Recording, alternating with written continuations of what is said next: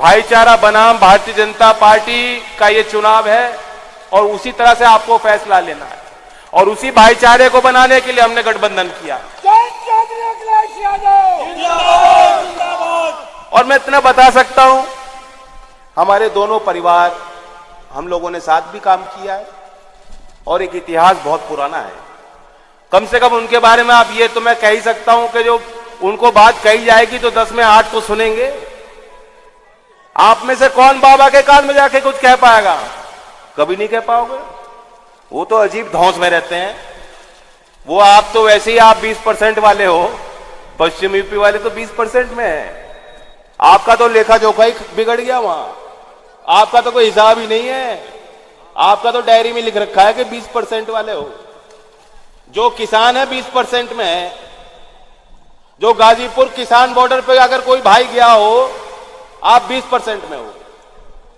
और आज क्या व्यवस्था है देश में है कि रौंद के चली जाएगी गाड़ी किसानों को। और दोष क्या था किसानों का? कि हमारी संवेदना, हमारी सहानुभूति एक आंदोलन के साथ।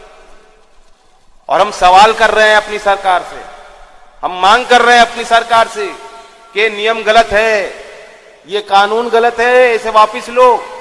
इसमें कोई बात गलत नहीं है। ये तो हर नागरिक का अधिकार है। कितने जन आंदोलन आपने किए हैं?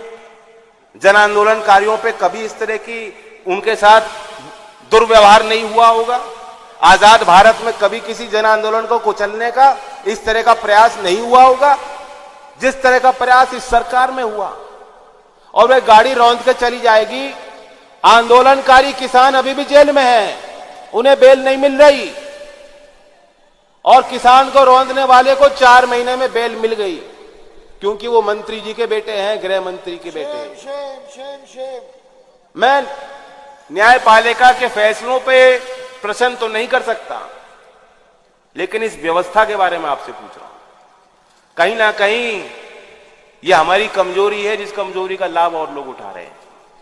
आज आपका जब किसान को कटघरे में खड़ा किया गया है, जब गरीब और मजदूर के साथ अन्याय हो रहा है, तो उस कोर्ट में आपका कोई वकील भी नहीं खड़ा, आपकी कोई पैरवी नहीं कर रहा।